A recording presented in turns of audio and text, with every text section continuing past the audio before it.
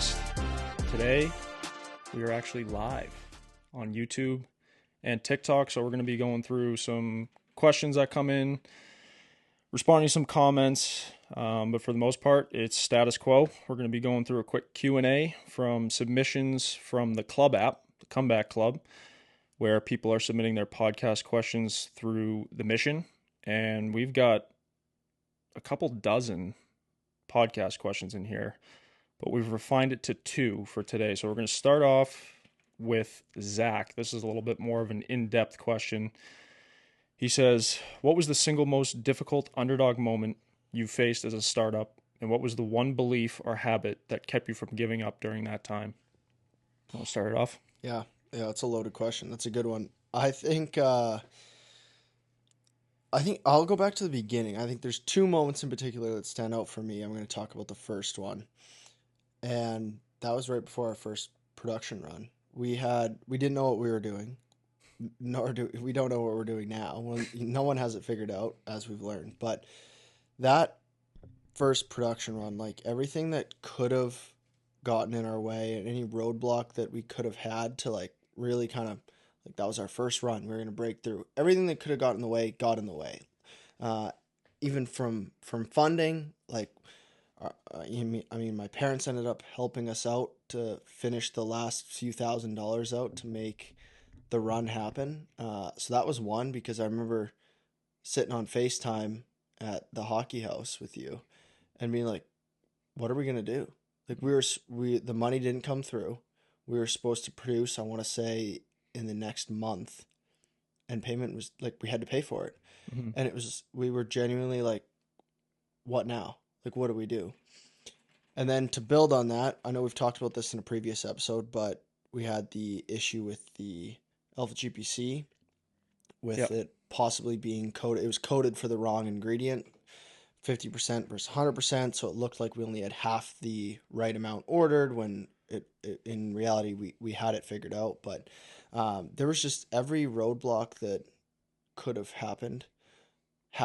And I think, so that would be, I forget exactly how Zach worded the question, but I think that would be our biggest underdog moment in business for me. That was, it was just like, is this going to fail before we even get it off the ground type of thing? And I think you learn to deal with it. And one thing we've always said to each other is, we'll figure it out. Like we always do. We always find a way to just make it work. And I think once we made it through that, it was kind of like, you know what, there is always an answer. Like we will find a way. And now look at the last run we did. It was, 48 times the size, or I guess 24 times the size. And we found a way, and we had even tighter timeline to raise money to make that happen. So I think for me, that's the one, is that first run. Yeah, I think the challenges, they keep getting bigger and bigger, but we've faced a lot of the similar ones. It's just more enhanced because of the size of the challenge now. Like you mentioned, bigger production runs. Like we're dealing with more money, different marketing spend. We have, different strategies and avenues that we're going down that are more expensive than what we were dealing with in the first place. I mean, when we were first starting out, like it was all self-distribution, and like we were shipping out on our own. A lot of it was just through social media. Now it's, paid ad campaigns through Meta and TikTok and Club. So all these different avenues that we're kind of going down. And I think in the early days, it'd probably be easy. And I think part of his question too is like, not giving up in the start, because you get thrown so much stuff your way that you're not expecting, and you don't anticipate when you first start out. So I think it's easier to fold when you first start out, because you're like, oh my God, like this is how it's going to be, like moving forward. You don't really know what to expect. And I think part of the planning phase, which I think we spent a lot of time planning the business plan, our pitch deck, like really laying out how we're going to go to market, how we're going to make this a success, and really like our longer term vision, but you don't account for those little things. You know what I mean? So I think that was, like you said, definitely the trickiest part about it. And we still face a lot of similar challenges now, but I think we're just ready for it. Like we're much more accustomed to the nature of what is running a startup business. You know what I mean? Yeah. But we could, that's a podcast episode in itself, which. Was there a second part to that question? Just what was the one belief or habit that kept you from giving up during that time? Ah, yeah. I mean, I think we both touched on it, but for me, it was just like we'll find a way. Like we will always find a way through it. There's always going to be a solution, and I think knowing that it's never going to be easy. There's never going to be an easy answer, an easy solution. You're always going to have to find something. So it's kind of like what's next, and you're always going to be problem solving or firefighting in a sense. So I think that's one thing that helped us get through it. Yeah, for sure. Yeah, and I think it's just like, why you start a business in the first place. Like you want to have an impact and you want that to be your life. Mm-hmm. You know what I mean? Like you want that to be your day to day. I myself, I don't want to work for anybody. And I feel like being, and this is a common thing in entrepreneurship, I feel like, but people think that it's like, oh, you work for yourself. Like you set your own hours, you do your own, like, I was up 5 a.m. this morning. The first thing I did was went right to my laptop and started doing work. Like you're not doing that in a 9 to 5 job. You know what I mean?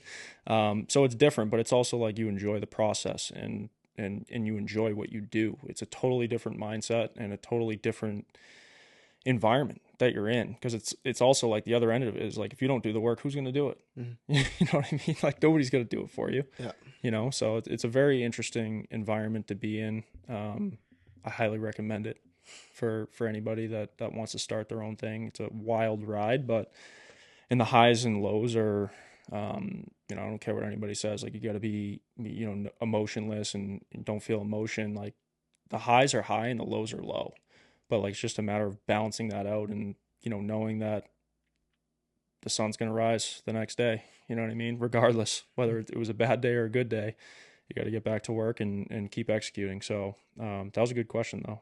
Thanks, Zach. And then we will do, this is more of a funny one, but who's your dream workout, bro? This is a submission from Lily. Gorms. Shout out Gorms. Love working out with him. Did I tell you I'm going to work out with him on Wednesday, actually? Oh, no, where? He's going to meet me in Danbury. I'm taking those cases down, 60 cases. Shout out Danbury. That sounds illegal saying that since we played for the Gens, but Yeah. Sorry, Brian. Yeah, driving the 60 cases down, dropping them off in Danbury, and then Gorm's is going to drive up and we're going to work out at this place called Madhouse Strength. Madhouse Strength? I'll have to show you. Is this like another, like kind of like a, what's that gym called? Why can't I'm dropping the name in Long Island. Oh, like a Bev Francis? Yeah, like a Bev Francis. It's like that, but it's new. Like Bev Francis is like old school, Okay. This is like, they just opened 3 years ago. Kind of like, it reminds me of Ultraflex, actually, the pictures of it online. Ultraflex, yeah. It's all I'll show you the picture of this gym after, but it's all black. Iron weights, or is it? I don't know what they have for plates, but a ton of Arsenal strength. Yeah. And that's like my favorite. That's sweet. So, shout out Gorms. Good stuff. Who would yours be? Oh, geez. I mean, if we're really going like anyone you want, big imagination, I'm probably going Arnold or Ronnie. Like that, I just feel like that would be absolutely electric. But prime Ronnie. Yeah, but like more realistically, honestly, the best workouts that I have and the ones that I enjoy the most is literally working out at my parents' house basement gym with my dad, just listen to AC/DC, freaking Five Finger Death Punch, like full blast, like nobody's around. That's my favorite. That's the best workouts. But I wouldn't discount a workout with Ronnie or Arnold. I'm sure that'd be pretty sick. I remember when we were in Venice Beach for the formulation. That was back in 2020, 2021? 2022. No. When we were actually formulating, like going through that whole process. That was summer 22. Summer 22, I guess. Yeah, it would have been summer 22. Spring of freshman year. Yeah. I was really hoping that we were going to see. I mean, we saw Dom Mazzetti, but like I was, and Arnold. No, it was Arnold was in there earlier that day, and so was Michael Hearn. Michael Hearn came in after, I think, and we saw the videos of him going in there after. Yeah, something. yeah. We're like, oh, we just missed him. But yeah, that was pretty sick. Imagine having that as your home gym. Like that. Beach. That's my goal when I'm old and retired. I'm gonna travel. I'm gonna spend a week at like famous gym spots. Yeah. So I can train, get like a full week's worth of training, try all their equipment out, and do like gym reviews. That's not a bad idea. That's my goal. Start a YouTube channel. Yeah, when I'm like 60 and crippled. Like, who is this guy? All the decrepit. He's reviewing gyms. Back in my day. All right. Well, speaking of that, I think that's a good. Unless you have anything else you wanna add to either one of those questions. No. Nothing. All right. I think so. We both have some pretty interesting stuff that we're going into. I'll let you kind of start it off, but you're obviously long awaited getting into the bodybuilding space and going to compete for your first time. So I guess walk us through that and what first of all, what I know you wanted to do it, but what was the turning point for you to like actually want to do a show? Probably just talking to Mike Foley at the Mike gym, Foley. honestly. I've always loved like just working out and getting Yeah. huge and like the bodybuilding environment, I guess you could say, or like watching, you see it. That's all what Instagram's just full of is like, your fitness influencers, Yeah. bodybuilders, that sort of thing. And I've always loved it and loved the culture and just working out to get huge. And like Gorms, that was always a joke we had was like, oh, this damn hockey thing just gets in the way of, Yeah. getting huge. So I've always like thought about it once hockey's done. And that's why I kind of wanted to dabble with the powerlifting event last year. I didn't Yeah. really need to do any sort of prep for it. It was just like that one I could kind of wing and just show up. I mean, Yeah. I was fresh off a broken rib and the season ending, Mm-hmm. and it was kind of just like, let's see how strong I am type of Yeah. thing. And I loved it. It was a ton of fun. I love lifting heavy weights. This was like, it's totally different, like having to cut weight, and it's all about look rather than performance. It's just like a different lifestyle to it. And I've always wanted to do it.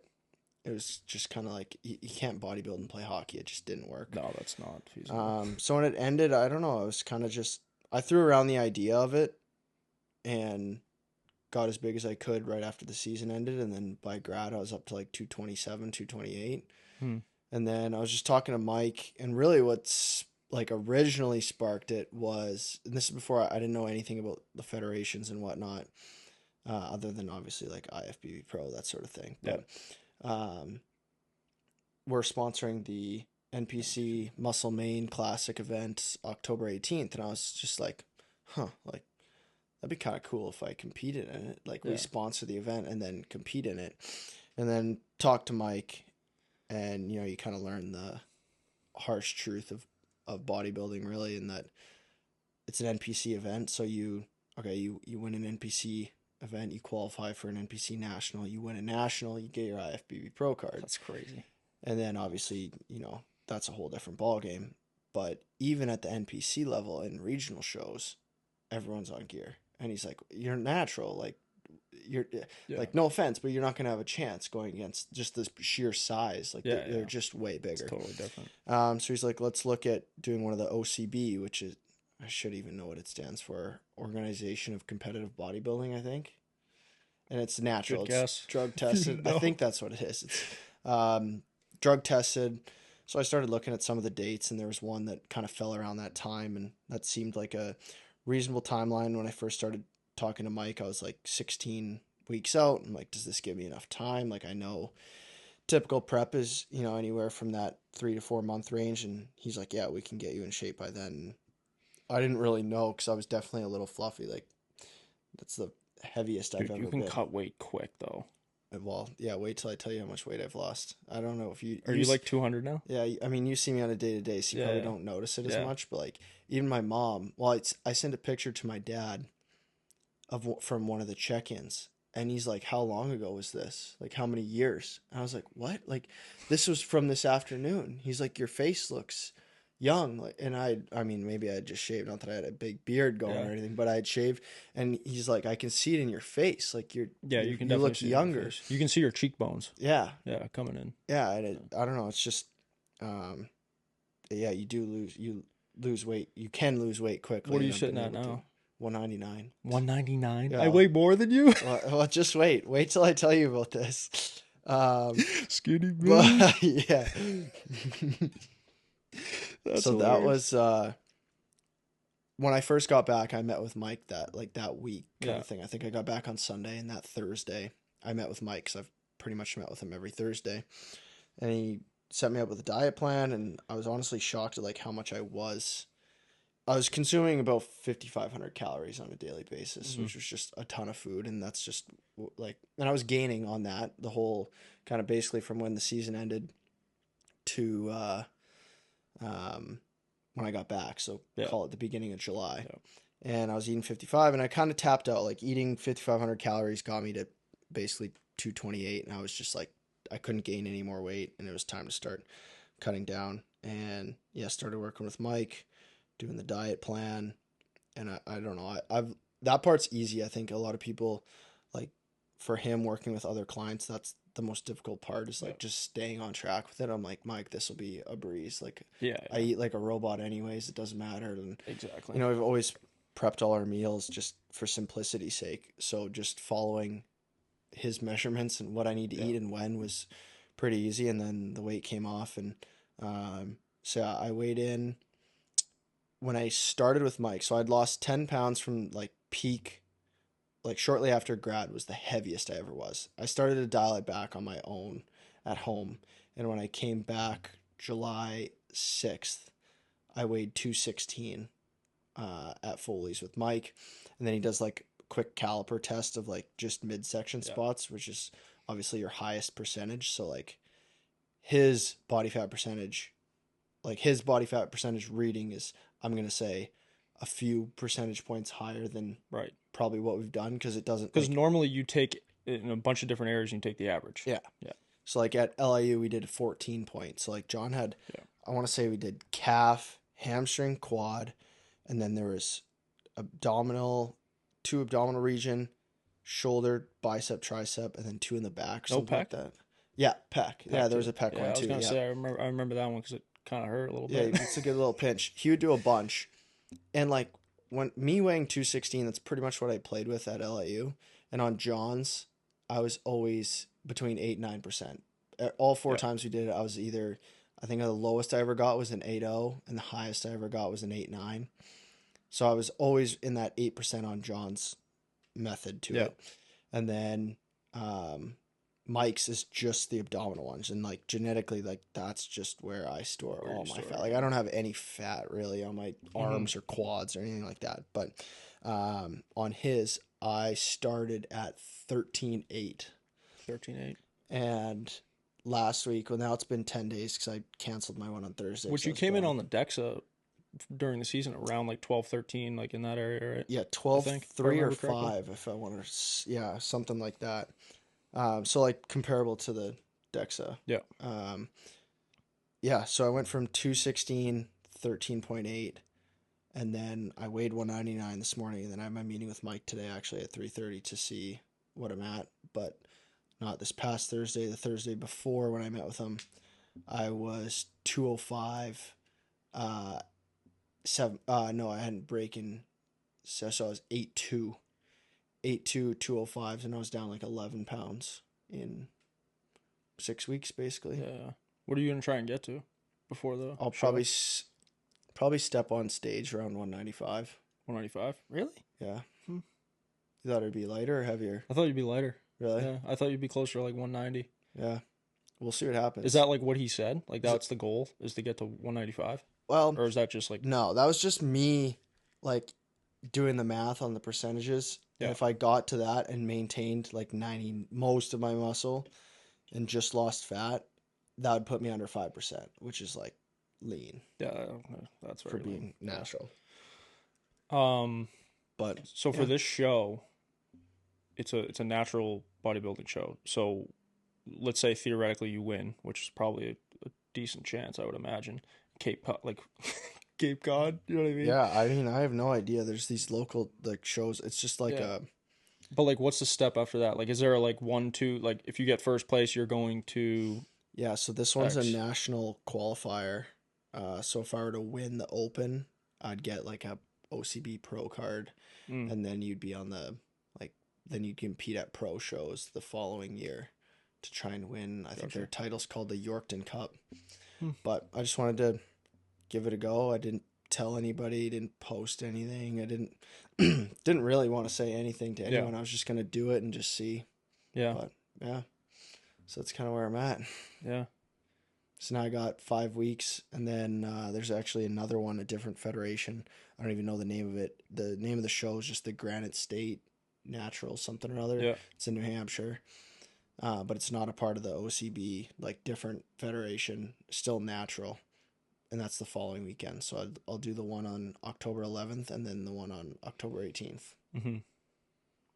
You got to get a spray tan, right? Yeah, I have to shave my whole body and get a spray tan. Dude, that's gonna be like a bear.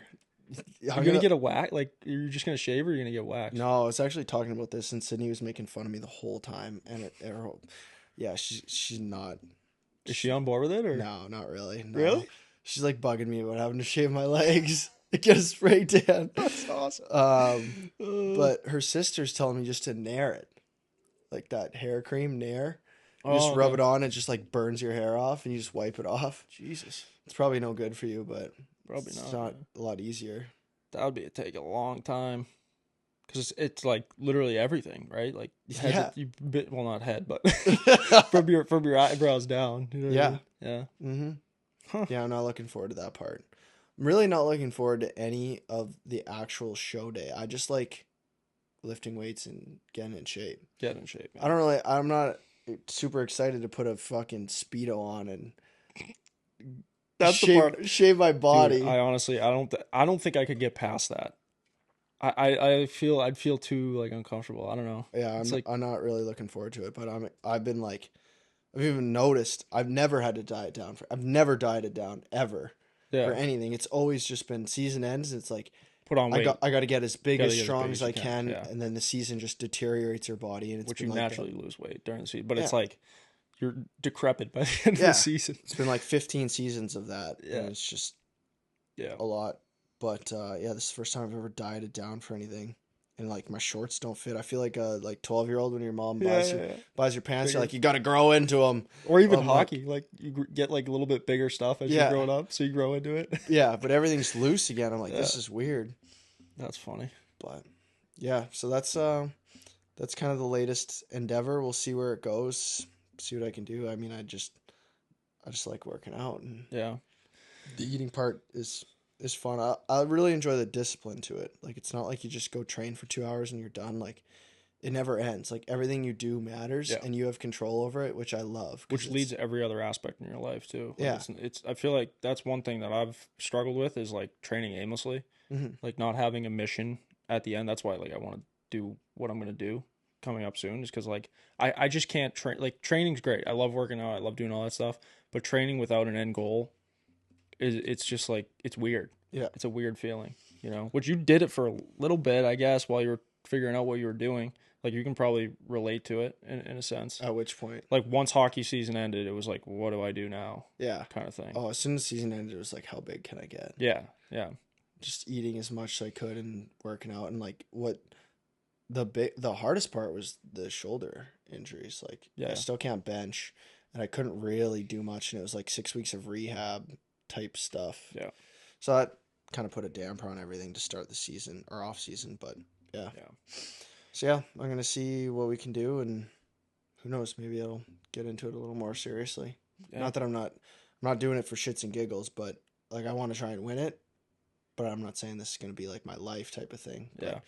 we'll see how it goes. Who knows? Maybe you'll get up there and be like, wow, I love being up here in a Speedo. I'm going to do it again next weekend with a bunch of dudes. No, I love bodybuilding. No, I mean, I was first exposed to bodybuilding from, oh my God, why am I drawing a blank? Your mom. Pumping Iron. Well, yeah, my mom, but Pumping Iron. Like Oh the yeah, the movie. documentary. Yeah. I used to watch that with my dad. He had the VCR tapes of Yeah. Pumping Iron. And we used to watch that, and I was like, oh my God, this is insane. Like, Yeah. these guys are huge. And he had all the muscle magazines. He still has them. And you know that room, like in between my room, my sister's room, and my Yeah. parents' house? Yeah. He stored he has all the muscle magazines of, like, you know, Arnold's on the cover, like when he was on the come up. Like, they might be worth something, maybe not, but Yeah. you like look through those, and then you look through the more recent ones that he had before you just stopped collecting them. Dude, the bodybuilders have gotten way bigger. And way freakier. Yeah, freaky looking. Like, back in, I guess, the golden era, I feel like they look huge, but they look human. Yeah, You know and what I they're mean? not as lean as guys come in now, and they're like so grainy looking. You know, Yeah, yeah, it's crazy. Like they look like robots. Who's that guy? you got to be thinking of Nick Walker. Not Nick Walker, but this guy's a well, yeah, he's a freak too. But is it Kai Green, the one with Yeah, yeah, the hair? huge braid out the back. Dude, Yeah, he literally looks like something from the wild. yeah, dude, he's never won.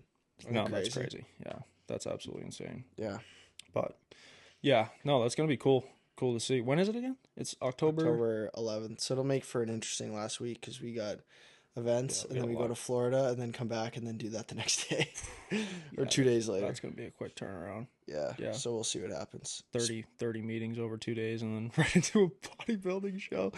That's Yeah. good. Yeah. I'll probably fall asleep. Throw some air travel on top of that. Yeah. What is the plan?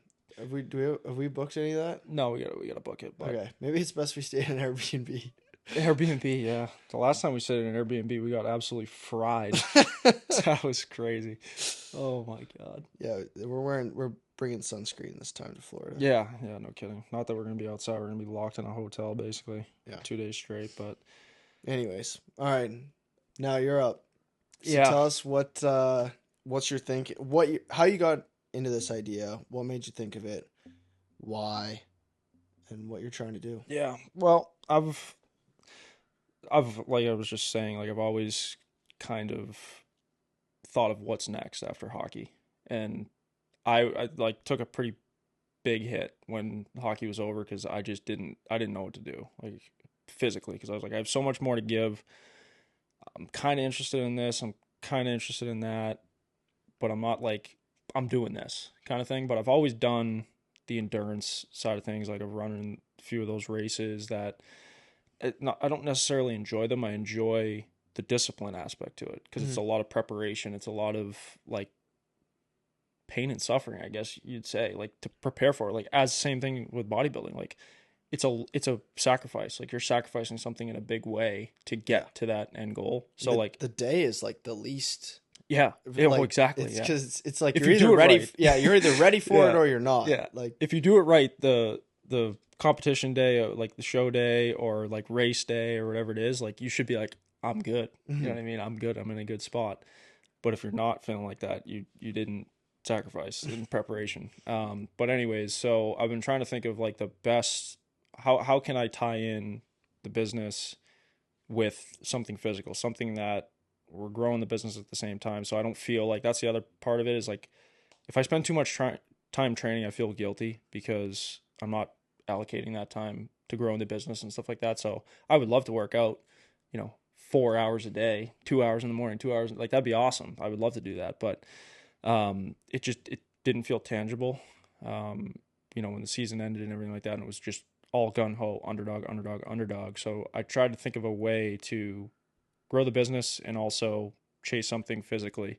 And I've been seeing all these challenges like XYZ in 30 days or that guy who, this is the one that I always think of because it's just crazy. He quit his 9 to 5 job and he set sail from Oregon to Hawaii, and the goal was to do it in 30 days. And he documented the whole thing, and he's got like 1 million followers now or something like that. So I was trying to think of a way that tying in the physical with the business. So I love rucking.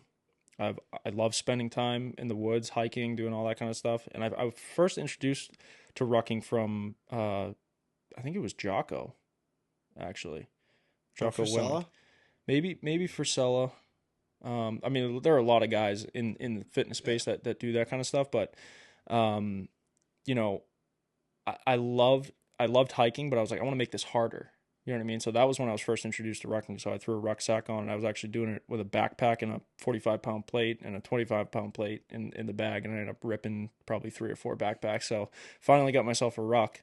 But anyways, I'm going to attempt Guinness World Record, which is still, the application is in limbo right now because I've been going back and forth with the Guinness people trying to figure out the best way to approach it. It is confirmed that a ruck from Maine to Texas has not been attempted, not attempted, but they said not completed. So maybe somebody has attempted it, they just haven't completed it. Yeah, they died. They died. Yeah, that's the other thing you got to be careful of. But Now is it you're gonna go Maine to Texas and not Maine to Florida? no, I changed. Yeah, Maine to Texas. Yeah, Maine to Texas. I think it's about 4 or 500 miles further. But the idea behind it is to potentially get on a notorious podcast that we've all heard of. That plan is still got to figure that out. But I've been spending the last few weeks planning it out, figuring out if it's even possible, because that's a long way to go. And I want to try and do it in 60 days. Like, that's the goal, is like, you know, Maine to Texas in 60 days. I don't want to leave it open ended. Like, I don't want to submit the application for like as fast as I can kind of thing. Because it just it feels like I'm giving myself an easy way out.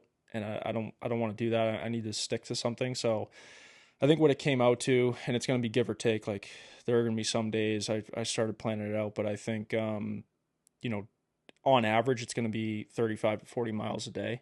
And I'd have to maintain between like an 18 and 20 minute mile pace with a 25-pound rucksack. That's the minimum that you can do. So I'm training with like a 55-pound rucksack right now. And I'm just going to slowly build my way up and start doing every single day, and then back-to-back long runs on the weekend, because it's just, you know, not during the work week. And, you know, I have a little bit more time to do those long runs. And I think that the biggest hurdle is going to be the weekends, because that's what it's going to be. It's going to be back to back to back to back to back to back, but you don't want to burn yourself out the whole time. It's the same thing with ultra running. Like, you can't run, if you're signing up for a 100-mile race, you can't run 100 miles in preparation. Well, you can, but in theory, from a performance standpoint, like, you're setting yourself up for failure because you could get injured. That's a lot of miles. You know what I mean? So that's what I'm thinking of doing. And I think what we're going to end up doing, since we're on, you know, this social impact side of things now with Underdog, and my uncle being diagnosed with ALS last year, I've kind of watched that whole thing progress, and how the more I looked into it, I did some research on ALS, and it's a disease that's really gone under the radar. Like, it's not something that is very taken care of. It's not in the headline news really. So that, I think what we're going to end up doing, we haven't really set the exact amount, because this also affects how you apply for Guinness, but potentially doing some sort of percentage of the profits for the sales through those 60 days goes towards an ALS foundation. So I'm still getting that squared away, because basically it ends up being an individual versus organization submission. So there's a lot more pieces that are involved, and I would likely have to do some sort of fundraiser, because you have to pay for that kind of submission. But yeah, I mean, that's kind of the preliminary plan right now. I think I've also been trying to figure out when's the best time to start it. Yeah. I was like, ideally, this is just not feasible. Ideally, you leave before the snow starts happening in the Northeast, so you're out of it. And then by the time you get to those, you know, the southern states, there's no snow, obviously, but it's not hot. You know what I mean? Because the thing I was worried about is, like, starting in the spring, okay, great, like, there's no snow or anything like that, but then you get to those warmer states, it's like 100 degrees. Going to be hot days. Yeah, it's going to be hot days. So trying to figure that out, just trying to set myself up for success. But logistically, it's going to be crazy. Like, so from Maine to Texas, what's the total mileage? I believe so. I'm still figuring out the route, because that's the other issue, is like, there has to be witnesses, there has to be checkpoints where people are there. It also has to be a runnable road or trail or whatever it is. And obviously we want to be able to get content throughout the whole process. So I can't just be like running through the woods and, you know what I mean, nobody's there. So still figuring that out, but I think it's going to be roughly 2,500 miles. 2,500 miles. Yeah. I don't have my phone on, but you were going to do it in 60 days? Yeah. Yeah, still, like I said, it's still a lot to be figured out, because it's going to be give or take, and the days are going to be different. Yeah, it'd be 41.6 miles every day. And I think the rough estimate that I came up with is like 9 to 10 hours a day I'd be out rucking, basically. So it's almost 2 marathons a day, like 1.5 marathons with a ruck every single day for 60 days. The thing that, like, so with the ultras, you have that window to, like, you're basically going all out for what your body can handle for that duration of the race. So this is going to be a little bit more of like it's less impact, because I'm basically, I tested out to see what a 19-20 minute mile is, and it's a fast walk. You know what I mean? So it's I'm not like pounding on my knees, like ankles and all. Granted, you know, as the days progress, it's going to be more and more challenging. I think the biggest issue is going to be my back. So we'll Are you see. gonna run with like a brace or what? You're gonna need to run with a back brace and knee braces, ankle braces. I think I'm just going to like make sure I'm prepared with the contingencies of like, okay, I roll my ankle, you know, I got to have some sort of brace there. If I throw my back out, which has happened 3 times in the past 2 years, re-herniating a disc, that would be so bad. Oh my God. I don't know if that would even be possible. Do you remember Pool Street when I first herniated my disc junior year? Yeah, you I did couldn't even, squatting 135. yeah, squatting, warming Warming up. up. Warming Yeah. up. I was with Kiefer and Cuzzy doing a 30-30, 5 a.m. on a freaking after the season ended. And yeah, second rep just blew my back out, and I couldn't walk. Couldn't walking up the stairs was the worst thing, I think. Yeah. Walking on flat ground like is manageable, but yeah. So that'll be interesting. But I got a lot of rehab stuff I got to do and figuring out the best training regimen for this. I think a lot of my training is going to be around legs and just getting out on the road and doing rucks. Mm-hmm. But like I'm probably going to do two and a half, I would say, maybe full leg workouts during the week just to like prepare for that kind of stuff. I think a lot of lunges, like a lot of single leg stuff, I think is going to help. Just because like I gotta strengthen tendons, ligaments, like all that kind of stuff because I think it's gonna be unlike anything I've ever done, obviously. Yeah. But it's also like probably one crack at it. You know, I don't think it. I wouldn't probably attempt that again unless somebody tried to. If I completed it and somebody tried to break it, like that'd be crazy. Yeah. Then maybe I'd have to. Oh. I don't know. And are you thinking of doing it this year, type of thing? I think or so. Next year. Yeah, yeah. Like that's the other thing is like if you train those long miles for that long, like your body's just gonna shut down. So yeah, I'm thinking spring. Like we'll see kind of how the winter goes. I think we're gonna have a bad winter. Like I think we're gonna get a lot of snow because Okay. we got no rain at all this summer. Yeah. You know what I mean? Like Yeah, we had a little dry spell there, and then it just rained the other day for the first time in a little bit. But yeah, I think I have a funny feeling it's gonna be a heavy winter. So we'll see. But I have to submit the application for, you know, ASAP because it takes about 10 to 12 weeks to hear back. And then yeah, it's go time. But I already created like a little tracking sheet of all the stuff I would need. There's a lot of logistics involved with it, like a lot of logistics. So I think one thing is like you know who's gonna be there. I'd have to follow you with the trailer. Like you'd have to somewhere you need to like when you need to rest, you need to rest. Yeah, that's what I was thinking. Which honestly would be pretty cool. Like like living out of a what do you call it? Not an RV. What I guess a trailer, right? Yeah. RV trailer is that what they Fifth call it? Wheel? Yeah. I already checked out some of those. I think what I'm gonna try and do is like get some sponsors from that side of things. Like maybe an RV company will, you know, lend one for the 60 days or whatever.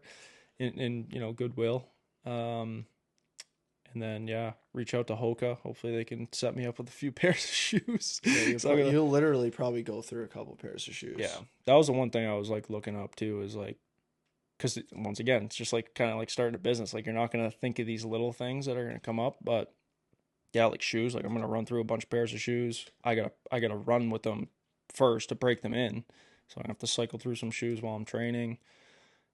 Rucksack. I'm gonna burn through. Yeah, I'm gonna need a couple of those. Food is the next big, like probably the biggest thing. Yeah, I mean, how are you gonna fuel for that? You know, if I had to guess, like, you know, the ultras that I ran, granted it's a higher heart rate, so I'm burning more calories. If I had to guess, I'm probably burning 5,000 to 6,000 calories a day. Just doing the ruck. Never mind like your base rate. Yeah. Like I'm probably you up probably around, need to be somehow consuming like 8,000 to 10,000 calories a day somehow. Which is just I don't even know how that's gonna be possible. But you'll lose weight. Oh yeah, you want to lose weight? Yeah, I'll lose weight. Yeah, I would. But I was like, I was watching that kid. I think I sent it to you. Who was running across the UK with his brother, and that was 1,000 miles. I think it was 1,000 miles. Granted, they were running. Yeah. And he was in rough shape, dude. Like, yeah. He got checked into the hospital like a few times. Yeah. Because like he had some I forget what it was, but something to do with his feet. He was the kid that was like literally crawling out of the trailer on Yeah. crutches and then would Yes. like start running by the midday. And he was doing it for, I believe it was his grandmother who had cancer. Um, and yeah, but like it's for a good cause, and I think that's why I want the cause attached to it too, because it adds another layer of like, I'm finishing this thing. You know what I mean? Um, and honestly, like that's I've had a lot of reflection since my uncle was diagnosed with that, because I've watched just kind of like the deterioration and progression of the disease, and it's like we have a gift of being able to just work out and walk, even just walk Yeah. and use our bodies. Like, it's amazing. And honestly, I think a lot of people take that for granted. And I'm probably a culprit of that too. Over time of just like, taking things for granted, from a whole overall standpoint. So, I'm excited. I got a lot of planning to do, a lot of figuring out to do. It's going to be a real time management thing with the business and figuring that out. But I think it's going to be a great awareness opportunity, and it's so on brand with who we are as a brand. Mm-hmm. I don't see any other founders doing stuff like that. You know what I mean? Yeah. So I think it adds a layer of like authenticity to our brand, which is, one of our main values is authenticity and trust, transparency. Yeah. Like that's literally why we formulated this the way we did, why we came out with this drink. It's all transparency, it's all authenticity. It's us living vicariously through the product. That's how I see it. Because there's just so many companies out there nowadays that don't give a shit about that. And I think that's the wrong way to approach building a business. Granted, I think a lot of businesses start out like that and then they're acquired by a big dog or whatever, and then it just restructures everything. But yeah, so that's basically it, so we'll see kind of how the next few months go. And I'm trying to figure out the best way to document, like if the documenting should start when it starts or if the documenting should start before, like in the training. You know what I mean? I think it'd be cool to have like obviously the whole thing documented, but then your training too. Yeah. That's why I reached out. Well, we can talk about it on here too, but I reached out to Dylan, went back and forth with him to find a intern videographer. So if there's any videographers in the Portland, Maine area that are interested, but Dylan's gonna reach out, see what they can find for videographers, some people or students with editing capabilities that would be able to document something like that. Because, like I said, I didn't want to document any of the bodybuilding stuff either. I just literally wanted to show up and do it. But now kind of the word's out there, like we might as well have someone documenting it, coming to trainings, making little snippets each week type of thing, or long form YouTube of what a week or a day of training looks like. Yeah. And get like, we talk about that founder facing content, like what are we doing on a day to day? What does our time here look like at the office when we're full on with the business? What does our time away from the office look like when we're training for, our athletic or our physical goals? Mm-hmm. Yeah. I think that's one of the hardest parts is like documenting it in a way that people kind of feel like they're there almost, And I think it's so hard to do on your own where like you need like C-Bum, for example. I mean, I know we always use him as an example, but like he hired a photographer, videographer that literally lived with him. Yeah. I got to show you this one kid, Ben something. He actually just won an OCB pro card. He's like got a decent following on Instagram, 100 and some thousand followers. And he films all the videos himself. When he's in the gym, I think he has a tripod set up. And the rest of them are just like this, camera set up, and he's just at home talking to the camera type of thing. Yeah. And he does a damn good job with it. Yeah, it's pretty cool. That's the other thing is like the camera. I feel like the quality is so important. And I like, where are they getting these cameras? How much do they cost? I always wondered that. Like, how do these guys film and edit all their own shit? It's wild, They must drink a lot of Underdog. Yeah, seriously. I guess let's finish up with a. Unless do you have anything else you want to add about that? No. One of the other questions that we got from the submission through the club. We'll finish with this because I think it's on topic with what we're talking about with authenticity and transparency and stuff. So the submission was from Kennedy. She said, how does Underdog compare to other energy drink brands? My favorite question. The classic I think that everyone resorts to is like, well, Yeah. how's it different than Celsius is the big Yeah. one. And I think, like we said, for starters, is the transparency and trust aspect of it. We don't use any sort of proprietary blend. Like Celsius, for example, they use their MetaPlus proprietary blend to hide their ingredients behind it. We use a supplement facts panel so you can see the amount of every ingredient. It's naturally flavored and sweetened, zero sugar, no artificial additives. Just about every other brand out there is using sucralose, ASK, aspartame, Yeah. some sort of artificial sweetener. We don't, and we're also the only now on the market Informed Sport certified beverage, so you don't have to worry about, or sorry, only Informed Sport certified energy drink or performance beverage. You don't have to worry about any sort of banned substance testing. It's eligible for NCAA athletes, professional athletes, Olympic athletes to use and have complete peace of mind. And it's, we always say it's a healthier, more effective alternative. It's not just healthier, it's more effective. We use a fast and a slow release caffeine source. We're the only beverage to do that.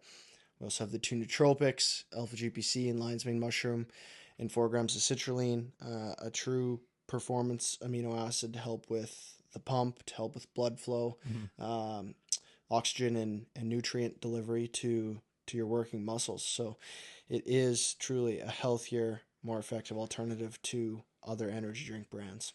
Yeah.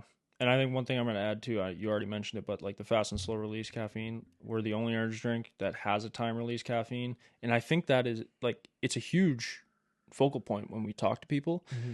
But I also think it's like, people don't realize, oftentimes how effective that can be. Like when you think of like a college student, for example, which the college age kid is, they're drinking the most amount of energy drinks, likely, I would say.